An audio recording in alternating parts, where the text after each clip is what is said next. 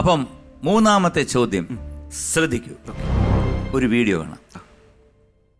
അകത്ത് പോയി കിടക്ക ബാലേട്ടാ. സൈനുതാത്ത, എല്ലാരും കൂടി എങ്ങോട്ടാ? ഞങ്ങളുടെ ബിരിയാണി ചെമ്പൊരു തുള വീണു. പുതിയ ഒരെണ്ണം വാങ്ങണം. വരുന്ന വഴിക്ക് ഫാത്തിമ ഹോസ്പിറ്റലിൽ കയറി 3 ആളുടെയും കൊളസ്ട്രോൾ ഒന്ന് ചെക്ക് ചെയ്യാൻ വേണം. ബാല, പനി എങ്ങനെയുണ്ട്? കൊള്ളാം, നന്നായിട്ടുണ്ട്. ചിക്കൻ കുനിയ വരണം എന്നായിരുന്നു ആഗ്രഹം, അത് നടന്നില്ല. പനി മാറിയ വീട്ടിൽ വരണം. എന്റെ മുടിയൊന്ന് വെട്ടിത്തരണം. എന്ന് കിഴിയൊരു മുമ്പിൽ എല്ലാത്തിനും എഴുതാം. എന്താ വെട്ടാന്ന് പറയായിരുന്നു. ആ ശരി, കാണാം. ചോദ്യം: ഈ രംഗത്തിൽ എന്താണ് ശ്രീനിവാസൻ നൽകുന്ന മറുപടി? എ, അതിന് ആ തലയിൽ മുടി എവിടെ ഇരിക്കുന്നത്? ബി, തലയിൽ മുടിയുണ്ടായിട്ട് വേണ്ടേ വെട്ടാൻ? സി, മുടി ഉള്ളവർക്കാണ് പറഞ്ഞിരിക്കുന്നത്.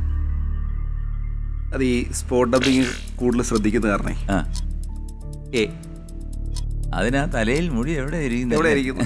അതിന് ആ തലയിൽ മുടി എവിടെ ഇരിക്കുന്നത്? അപ്പം എ, അതിന് ആ തലയിൽ മുടി എവിടെ ഇരിക്കുന്നത് ഞാൻ എടുത്തിട്ട് പൂട്ടി. ഓക്കെ. പിന്നെ പാലയുടെ വിശേഷണങ്ങൾ എന്തൊക്കെയാണ്? പാലായുടെ വിശേഷങ്ങൾ പറഞ്ഞാൽ ഇപ്പോൾ ഇലക്ഷൻ വരാൻ പോലെ. ഇലക്ഷൻ വരുമ്പോഴാണല്ലോ പാല ഉഷാറാകുന്നത്. പാലായിലെ ഇലക്ഷൻ വന്നു കഴിഞ്ഞാൽ സംഭവ വികാസമായ ഇലക്ഷനാണ് പാല ഇപ്പോഴും.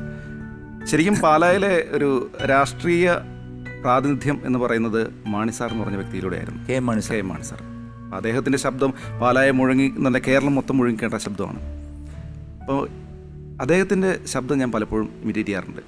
അദ്ദേഹം സ്വാഭാവികമായിട്ട് സംസാരിക്കുന്ന ഈ സ്റ്റേജിൽ ഇപ്പോൾ പറയാം നേടാം എന്ന ഈ സ്റ്റേജിൽ, ഈ ഫ്ലോറിൽ വന്നു കഴിഞ്ഞാൽ അദ്ദേഹം പറയുന്നൊരു കാര്യം,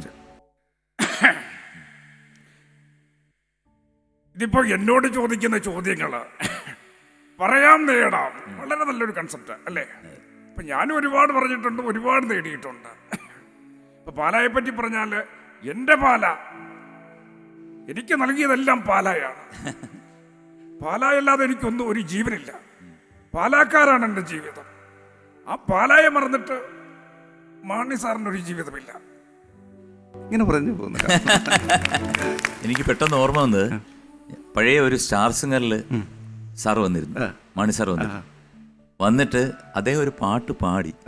സത്യം, ഈ സൗണ്ടിൽ അദ്ദേഹം ഏത് പാട്ടാണെന്ന് ഞാൻ ഓർക്കുന്നില്ല.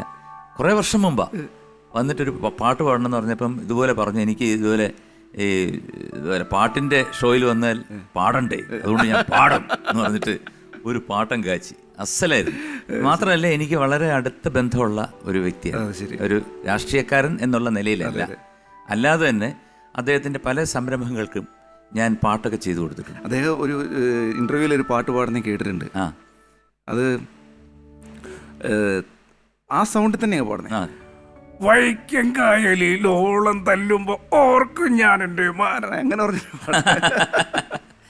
അദ്ദേഹത്തിന്റെ വൈഫിന് അദ്ദേഹത്തിന് ഭയങ്കര ജീവന്റെ ജീവൻ. അതെ. അപ്പോൾ എന്തായാലും ഉത്തരം നൽകിയിരിക്കുന്നത് എ, അതിന് ആ തലയിൽ മുടി എവിടെ ഇരിക്കുന്നത്. ഉത്തരം ശരിയാണ്. 6000 രൂപ സമ്മാനമായി ലഭിച്ചിരിക്കുന്നു. Very good. അത് എത്തിക്കഴിഞ്ഞു. അതാണല്ലോ അതിന്റെ ഒരു ഇത്